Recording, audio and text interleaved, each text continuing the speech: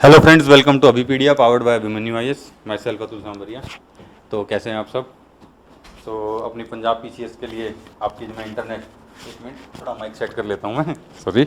हाँ, तो पंजाब पीसीएस के लिए हमारी जो क्लासेस हैं वो चल रही हैं अभी, आपको पता है। And I am covering the across the international organisations for you because it is an important chapter. चलिए, लेकिन आज हम जो बात करेंगे, हम इंटरनेशनल को जुडिशियल ऑर्गन्स के बारे में बात करेंगे। जुडिशियल मतलब कि एक तो हमने ऑलरेडी बात कर ली इंटरनेशनल कोर्ट ऑफ जस्टिस की, बट वो इंटरनेशनल जुडिशियल ऑर्गन के अंदर अभी मैं इसलिए शामिल नहीं कर रहा हूं क्योंकि जैसा आपको पता ही है कि वो एक ऑर्गन है यूनाइटेड नेशन का, इंडिपेंडेंट कोई बॉडी नहीं है। That is an organ of United Nations. Okay, जैसा कि हमने पढ़ा था पहले।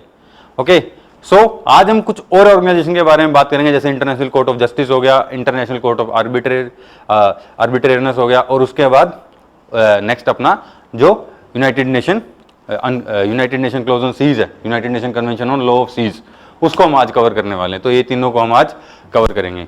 बट स्टार्टिंग करने से पहले ध्यान में आपने रखना है कि डू सब्सक्राइब आवर चैनल, और अगर आपको वीडियो अच्छा लगे, आपको लगे कि मेरे पीसीएस के अंदर ये क्लास हेल्प कर सकती है, तो please subscribe to our channel and as well as like the video. Okay, so let's start. So first organization which I was talking about is international criminal court. Okay, कौन सा? International criminal court.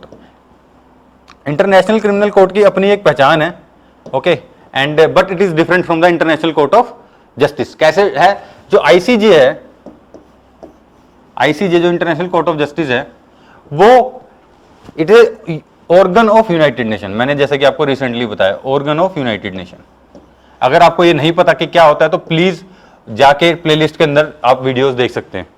Okay, organ of United Nation. But now international court of justice it is directly related to the Rome statute. किससे है related? Rome statute से। Rome statute से related है। Okay, अब Rome statute क्या कहता है? ये बात क्या करता है, जो हमने बात की थी कि इंटरनेशनल कोर्ट ऑफ जस्टिस ये क्या करता है कि दो कंट्रीज के बीच में लड़ाई सोल्व करवाता है, खासकर सिविल केस देखता है।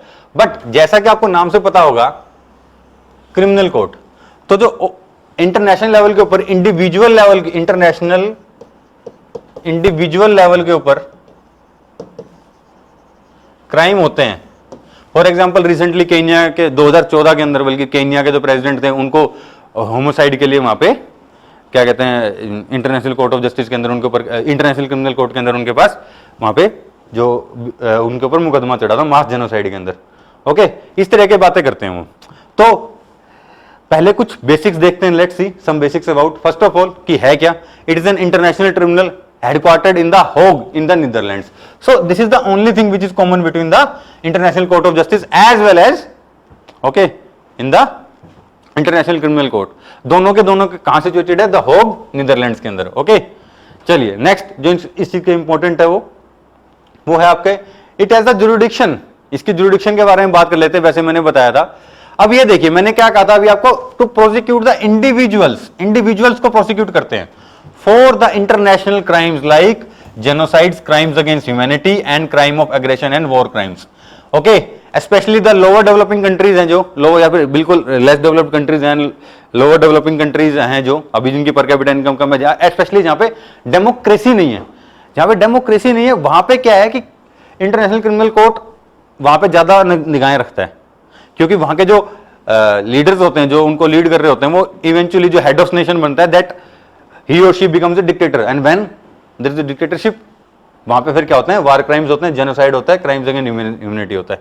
ओके, तो ये सारे के सारे होते हैं क्राइम्स। और अगर ऐसा कुछ भी होता है तो वहां पे किसकी जुरिडिक्शन आ जाती है? वहां पे आ जाती है अपनी इंटरनेशनल क्रिमिनल कोर्ट की जुरिडिक्शन वहां पे आ जाती है। They can give the ruling there. Okay, Rwanda के राष्ट्रपति के ऊपर भी हुआ है, और उसके अलावा जो अपने रिसेंटली अभी केन्या के राष्ट्रपति के ऊपर भी हुआ है, सबके ऊपर यहाँ पे इंटरनेशनल कोर्ट ऑफ जस्टिस ने यहाँ पे मुकदमा चलाया है। ओके, चलिए नेक्स्ट। रिसेंटली 2019 के अंदर जो मोस्ट जो चला था वो था आइवरी कोस्ट के जो राष्ट्रपति थे। किसका? Ivory Coast. ये भी अफ्रीकन नेशन है, तो उनके ऊपर भी ये यहाँ पे मुकदमा इन्होंने चलाया था इंटरनेशनल कोर्ट ऑफ जस्टिस ने। ओके, नेक्स्ट है जो बात, खास बात यह कि जो आईसीसी है, आईसीसी से अपना इंटरनेशनल क्रिकेट काउंसिल मत समझ लेना, ठीक है। It is the world first permanent international criminal court. Permanent international criminal court है दुनिया की ये पहली। Okay, it is the first permanent international court. तो ये भी आपने, बाकी इतना डिटेल में आपको नहीं जाना पड़ेगा कि पहले आगे मेन आपको इसका हेडक्वार्टर पता होना चाहिए, और ये इंडिविजुअल्स को प्रोसिक्यूट करती है क्राइम के अंदर। थर्ड, और ये यूनाइटेड नेशन से इंडिपेंडेंट काम करती है। ये आपको तीन चीजें मेन यहां पे नोटिस करने वाली चीज हैं। ओके, नेक्स्ट अगली बेसिक चीज क्या आएगी इसके लिए, अगली बात आएगी जिसके बारे में बात किया था, ठीक है, states which become party to the Rome statute becomes member of ICC. मतलब कि रोम स्टैट्यूट मतलब कि वार अगेंस्ट जो ह्यूमैनिटी है उसके लिए, कि हमने इंसानियत बनाए रखनी है, उसके लिए जो रोम स्टैट्यूट साइन किया गया था, जो इस स्टैट्यूट का पार्ट है, स्टैट्यूट क्या होता है, लॉ, जो इस कानून को, जो एक ट्रीटी को जिन्होंने रोम स्टैट्यूट को जिस देश ने साइन किया हुआ है, वो ऑटोमेटिक आईसीसी का मेंबर बन जाता है, ऑटोमेटिक आईसीसी का मेंबर बन जाता है। फॉर एग्जांपल इंडिया हो गया, रशिया हो गया, इन्होंने कभी भी रोम स्टैट्यूट को साइन नहीं किया। So India is not a member of the international criminal court.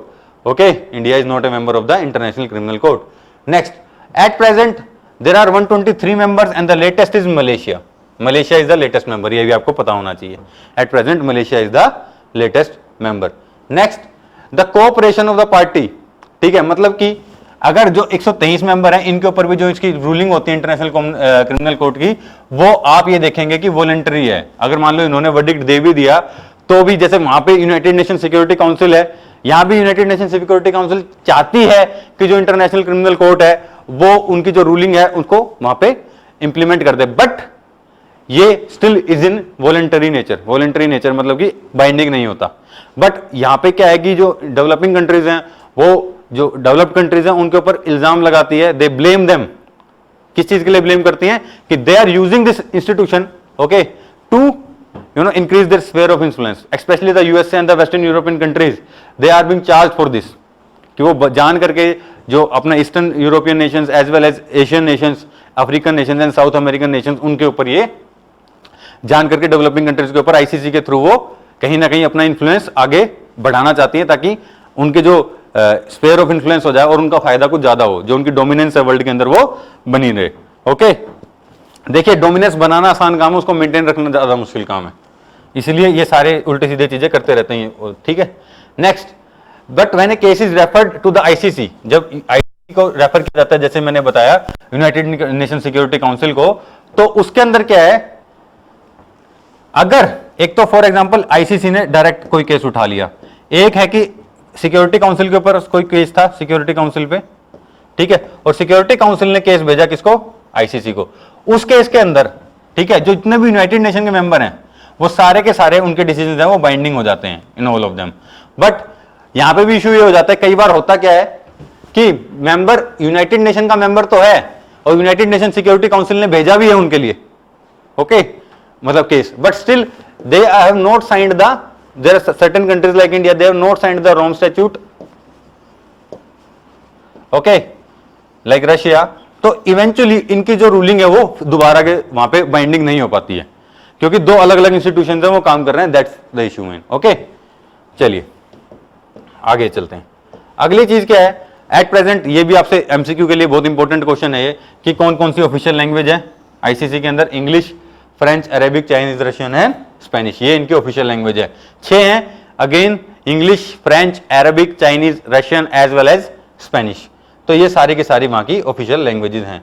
Next, finally, जो मैं इतनी देर से आपको बता रहा हूं, India is not a signatory of the Rome statute, you should know that. चलिए next, and finally recently, sorry मेरे को पता आ गया, मैं 2 बार फाइनली बोल दिया, वेरी सॉरी अबाउट दिस, ठीक है। बुरुंडी, ये बुरुंडी एक देश है अफ्रीका का, ये पहली ऐसी कंट्री है जिन्होंने क्या किया था कि इंटरनेशनल क्रिमिनल कोर्ट को ज्वाइन कर लिया था, and now they have officially quit कर दिया उन्होंने ऑफिशियली इंटरनेशनल क्रिमिनल कोर्ट को, बुरुंडी ने। किसने, बुरुंडी ने। चलिए नेक्स्ट चलते हैं, permanent court of arbitration. ICC के बारे में मैंने जितना पढ़ाना था उतना मैंने आपको बताया, जितना आपके एमसीक्यूज के लिए इंपॉर्टेंट है पंजाब पीसीएस प्रीलिम्स 2020 के लिए। ओके, सो प्लीज एक और बात, link is given in the description and you can join me at Abhipedia IAS on Telegram. क्या, Abhipedia IAS on Telegram, Abhipedia IAS on Telegram, you can join me there, nothing more. Okay, so please focus here, Abhipedia IAS, Abhipedia IAS है। चलिए next, अब permanent court of arbitration एक ऐसी organisation है जिसका भी headquarter कहां पे है, द हाउ, ठीक है। इसको कहते हैं द जस्टिस बिल्डिंग, जहां पे सारी चीजें हैं ना, बाकी ऐसे नाम रखे हुए हैं, ऐसी कोई लंबी चौड़ी बात नहीं है, ठीक है। तो ये परमानेंट कोर्ट ऑफ आर्बिट्रेशन, कहने को परमानेंट है ये, ठीक है, बट इसके कोई परमानेंट मेंबर्स नहीं होते, याद रखें, कहने को परमानेंट कोर्ट ऑफ आर्बिट्रेशन है। आर्बिट्रेशन क्या होता है? आर्बिट्रेशन इज नथिंग बट समझौता। जैसे इंटरनेशनल कोर्ट ऑफ जस्टिस के अंदर as well as in the ICC, international criminal court के अंदर, वहां पे क्या होता है कि रूलिंग होती है, कि रूलिंग दे दी गई, ये सही है, ये गलत है। आर्बिट्रेशन में कोई सही नहीं होता, कोई गलत नहीं होता, इवेंचुअली समझौता हो जाता है। ओके, क्या हो जाता है? समझौता, उसको कहते हैं arbitration. Okay, you should know that. Next ये चीज है कि ये परमानेंट इंटर गवर्नमेंटल पैनल है। क्या है ये? परमानेंट इंटर गवर्नमेंटल पैनल है, बट जो इसके मेंबर्स हैं या फिर जजेस हैं वो परमानेंट नहीं होते हैं, ठीक है, वो परमानेंट नहीं होते हैं। ओके, ये क्या काम करते हैं? They provide a forum for resolution of international disputes. Okay, international disputes. अरे ये रिसेंटली न्यूज में क्यों थी? न्यूज में इसलिए थी कि लास्ट ईयर साउथ चाइना सी के ऊपर, साउथ चाइना सी के ऊपर एक रूलिंग आई थी इंटरनेशनल कोर्ट ऑफ आर्बिट्रेशन की, जो कि अगेंस्ट थी चाइना के। ओके, जो कि चाइना के अगेंस्ट थी, बट चाइना ने उसको मानने से मना कर दिया, बिकॉज दे बोले we are not a party of the permanent court of arbitration. Okay, that's why उन्होंने साफ साफ मना कर दिया। तो अगेन इसकी भी जो चीज है कि even though it is a permanent tribunal, but the members as well as the जजेस as well as the arbitrators which जो बैठते हैं वहां पे, ठीक है, which operate there, they are not permanently elected. Okay, वो केस टू केस बेसिस के ऊपर वहां पे अपॉइंटमेंट की जाती है, केस टू केस बेसिस के ऊपर वहां पे अपॉइंटमेंट की जाती है, ठीक है। नेक्स्ट ये देखिए, जो मैं आपको पॉइंट इतनी देर से कह रहा हूं, पीसीए हैज नो सिटिंग जजेस, उनके पास कोई सिटिंग जजेस नहीं होते हैं। इंस्टेड जो पार्टीज हैं, मतलब कि फॉर एग्जांपल अभी रिसेंटली फिलीपींस, साउथ चाइना थे, ये हैं parties themselves select the arbitrators, मतलब कि पार्टीज जो होती हैं अपने आप ही कहते हैं भाई ये लोग हमें समझौता करवाएंगे। ऐसे अभी रिसेंटली जैसे इंडिया चाइना के बीच में, इंडिया पाकिस्तान के बीच में जब लड़ाई हो जाती है तो ट्रंप आगे कहता नहीं है कि एक काम करते हैं, हम समझौता करवाने के लिए तैयार है। ओके, इस तरीके से। चलिए, इसके अलावा आपको एक और भी चीज यहां याद रखनी पड़ेगी कि जो ऑर्गेनाइजेशन है ये, ओके, ये जो ऑर्गेनाइजेशन है ये सिर्फ और सिर्फ इंटरनेशनल, मतलब कि आपको ये यहां पे इशू नहीं होना चाहिए या फिर ये आपको कंफ्यूजन नहीं होनी चाहिए कि जो परमानेंट इंटर गवर्नमेंटल ऑर्गेनाइजेशन है ये सिर्फ और सिर्फ, ओके, ये कंट्रीज के बीच में ही डिस्प्यूट सोल्व करवाता है, ऐसा नहीं है, ठीक है। ये इंटरनेशनल ऑर्गेनाइजेशन के बीच में भी डिस्प्यूट सोल्व करवाता है। फॉर एग्जांपल वर्ल्ड बैंक और अगर डब्ल्यूटीओ के बीच में लड़ाई हो गई तो वो भी सोल्व कराएगा। इंटरनेशनल ऑर्गेनाइजेशन के बीच में अगर लड़ाई हो जाती है तो भी ये सोल्व करवाता है। और इवेंचुअली फाइनली एक और भी बात है कि अगर प्राइवेट पार्टीज के बीच में भी लड़ाई हो जाती है तो भी ये सोल्व करवाता है। प्राइवेट पार्टीज के बीच में कोई केस हो जाता है तो वो भी ये सोल्व करवाता है। ये आपको यहाँ पे ध्यान में रखने वाली बात है, please focus there. Okay, this is something which you need to understand. चलिए नेक्स्ट, अगली इंपॉर्टेंट चीज क्या है, the organization is not a United Nation agency. ये कोई यूनाइटेड नेशन की एजेंसी नहीं है। ओके, जैसे कि हमने बताया था बहुत सारे, just like UNESCO, it is not an agency. UNESCO एक एजेंसी है, okay, but it is not an agency, but it do enjoy observer status. Observer status है, ठीक है। आर थोड़ा स्क्रीन के इधर चला गया, कोई बात नहीं। Okay, observer status in the United nation general assembly. It do enjoy the United nation general assembly के अंदर ये ऑब्जर्वर स्टेटस ये यहाँ पे अपना एंजॉय करते हैं।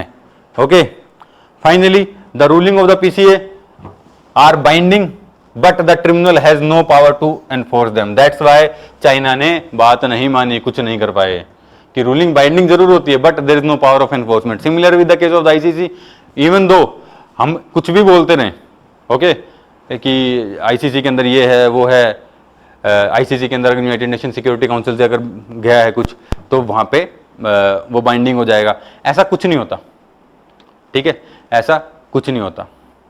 आपको ये बात ध्यान में रखनी है। ये दोनों जो चीजें हैं ये आपके लिए यहाँ पे इंपॉर्टेंट हो जाती हैं। ओके, नेक्स्ट इसके बाद एक और ऑर्गेनाइजेशन है जिसके बारे में बात करना चाहूंगा आपसे मैं। Okay, and that organization is inter American court on human rights. Okay, कौन सा है? छोटे सा एक ऑर्गेनाइजेशन है, that is inter American court. ये रिसेंटली न्यूज में अभी क्यों करवा रहा हूं मैं, बताओ क्यों करवा रहा हूं? बिकॉज ऑफ द केस जो अभी रिसेंटली हुआ है यूनाइटेड नेशन के अंदर, काफी लड़ाई चल रही है, सॉरी यूएसए के अंदर काफी इशू हुआ है, जो डेथ हुई अभी एक ओके अफ्रीकन अमेरिकन मैन की, I am just forgetting the name, तो उसके लिए ये न्यूज में आ गया है। ठीक है, तो सबसे पहली बात क्या है ये कि इंटर इसका नाम क्या है, inter American court on human rights, court on human rights. तो ये एक ऑर्गेनाइजेशन है जो कि अमेरिका, मतलब कि south America, okay okay, and साथ में Mexico, south America plus Mexico, इस एरिया को ये कवर करती है, इंटर अमेरिकन कन्वेंशन। ओके, खास बात ये है यहां पे रिसेंटली क्या है कि ये जब इंटर अमेरिकन की बात करते हैं तो ये इस organization it was very vocal about it because USA is not part of this, USA इस ऑर्गेनाइजेशन का पार्ट नहीं बना कि हम तो ह्यूमन राइट्स के अंदर वैसे ही बहुत आगे हैं, तुम हम क्या हमारे साथ बात करोगे, तो they are not party of this inter American court of human rights. ठीक है, ये इसको मानते नहीं है। तो अब रिसेंटली जब इतना बड़ा ह्यूमन राइट्स वायोलेशन हुआ है, यूएसए की क्रिटिसिज्म हो रहा है पूरी दुनिया के अंदर, ओके, तो इस कोर्ट ने यहाँ पे रिसेंटली यहाँ पे जजमेंट दिया है कि वही की क्रिटिसिज्म की ह्यूमन राइट्स के लिए इतनी बड़ी बड़ी बातें करते हो, ये करते हो, now USA is getting back on the human rights, ऐसा उन्होंने कुछ कहा है। Okay, inter American court on human rights ने। अब इनके लिए आपको देखो इतनी बड़ी ऑर्गेनाइजेशन तो है नहीं, बट पीसीएस के अंदर कई बार बिल्कुल फैक्चुअल क्वेश्चन पूछ लेते हैं, तो उस क्वेश्चन के लिए मैं आपको थोड़ी सी इनकी मैं चीजें बता देता हूं। ठीक है, सबसे पहला कि ये ऑर्गेनाइजेशन है, इसका USA is not A part, ठीक है, यूएसए इसका पार्ट नहीं है, मैक्सिको इसका पार्ट है एंड पूरा। ठीक है, रिसेंटली क्या हुआ है, कोरियन न्यूज में क्यों था, वेनेजुएला, वेनेजुएला आपको पता है एक अमेरिकन साउथ अमेरिकन कंट्री है वेनेजुएला, उसने अबेंडन कर दिया या फिर दे लेफ्ट, वेनेजुएला ने भी इस ऑर्गेनाइजेशन को छोड़ दिया है। तो यूएसए पार्ट नहीं है और अभी कौन सा पार्ट नहीं है, वेनेजुएला। तो अगर आपको स्टेटमेंट में ये पूछ लिया जाता है, ठीक है, अगर आपको स्टेटमेंट में ये पूछ लिया जाता है कि भाई ये बताओ कि जो इंटर अमेरिकन कोर्ट है, तो आपको ये ना लगे कि यूएसए ही पार्ट है, कि every nation of the South America as well as the North America is part of it, but it is not. Secondly, all the nations of South America are part of it, again the statement become wrong. Third is no nation in North America is part of Inter American Court of Human Rights, तो ये भी statement गलत हो जाएगी, तीनों की तीनों statement यहाँ पे गलत है, ध्यान में रखनी है आपने बात ये। तो वेनेजुएला ने यहाँ पे छोड़ दी चीजें, ये वाली चीज। ओके, नेक्स्ट है, अब कुछ इसके बेसिक्स की बात कर लेता हूँ मैं, स्लाइड इसकी मैंने पता नहीं आई क्यों नहीं। ओके, ये 2-3 बार इशू हो गया, I think there is issue in software, तो मैं इसको आज चेक करवा लूंगा अपने लैपटॉप को। ठीक है, तो नेक्स्ट है अपना जो इसकी जो सीट है, सीट मतलब कि इसका हेडक्वार्टर कहाँ है, इसका हेडक्वार्टर है अपना कोस्टा रिका के अंदर।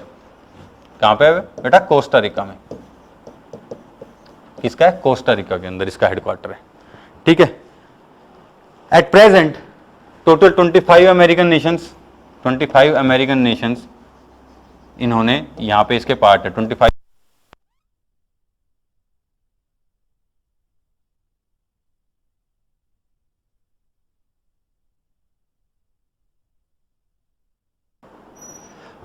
ओके, एंड नेक्स्ट थिंग जिसके लिए जो अपना इंटर अमेरिकन कोर्ट है, जो इंपॉर्टेंस एक तरह से उसकी बनती है, वो है अगली चीज, एक नाम आपको याद होगा,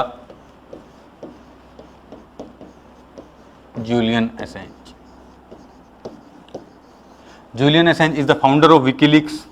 आप कहेंगे सर कहां से कहां बातें चलेगी, but this is something which you need to understand कि why this court assume significance, कि आखिर इतना सिग्निफिकेंट क्यों है ये। ओके, ये आखिर इतना सिग्निफिकेंस क्यों है। तो जूलियन एसेंज विकीलीक्स के जो फाउंडर थे, उनके खिलाफ वारंट इशू हो गया था। ठीक है, वारंट इशू हुआ, वो थे कहां पे, ब्रिटेन के अंदर। ब्रिटेन के अंदर से वो चले गए कहां पे, इक्वाडोर, एक अफ्रीकन अमेरिकन नेशन है, सॉरी साउथ अमेरिकन नेशन है इक्वाडोर, वहां पे वो चले गए इसकी एम्बेसी के अंदर। अब यहां पे एम्बेसी में तो चले गए, बट इक्वाडोर ने उसको क्या किया कि इक्वाडोर ने उनको क्या कहा, उनको दिया पॉलिटिकल असाइलम।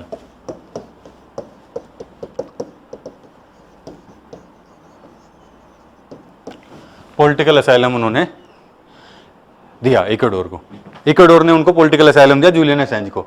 इशू क्या हुआ था यहाँ पे इक्वाडोर के बाद, नेक्स्ट जो पॉलिटिकल असाइलम की जब हम बात करते हैं तो नेक्स्ट चीज कहाँ पे क्या आई, नेक्स्ट चीज जो आई थी आपकी इक्वाडोर के बाद पॉलिटिकल असाइलम कि आप ध्यान से देखिए कि जो आपका inter American court of human rights है, इन्होंने क्या किया था, जूलियन असेंज को पॉलिटिकल असाइलम दिलाने के लिए इन्होंने यहां पे क्या किया था, रिकमेंडेशन दी थी। तो मतलब कि इंटर अमेरिकन कोर्ट ने ही कहीं ना कहीं इक्वाडोर की एम्बेसी के अंदर पॉलिटिकल असाइलम दिलाया उनको। But now this guy Julian Assange, he can not come out of this embassy, he can not reach to the Ecuador, so they tried something else. Now what they did, this court, Inter-American Court on Human Rights, what they did, they have now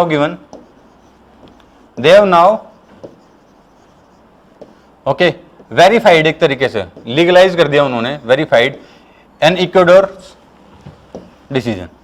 अब ये decision कौन सा था, ये decision कौन सा decision था, ये था कि जो जूलियन असेंज है, now he is a citizen of Ecuador, he is a citizen of Ecuador.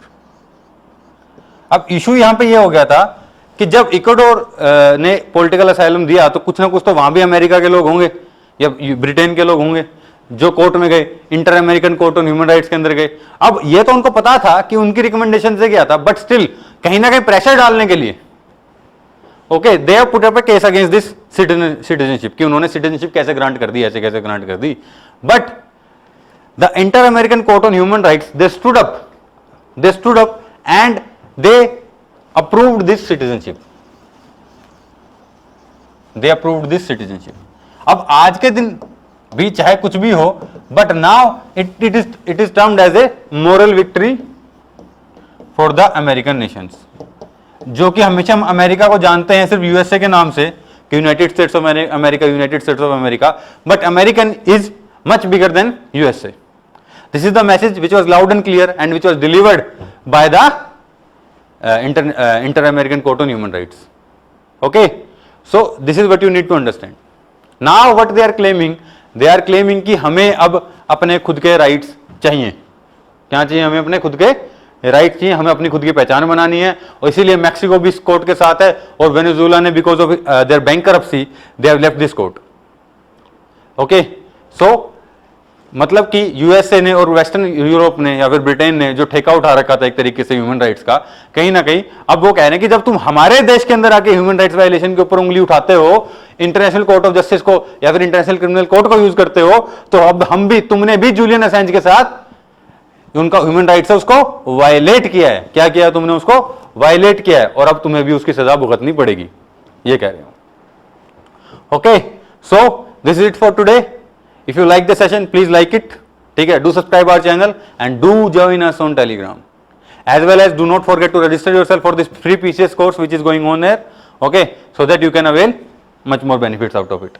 So thank you very much and have a very nice day.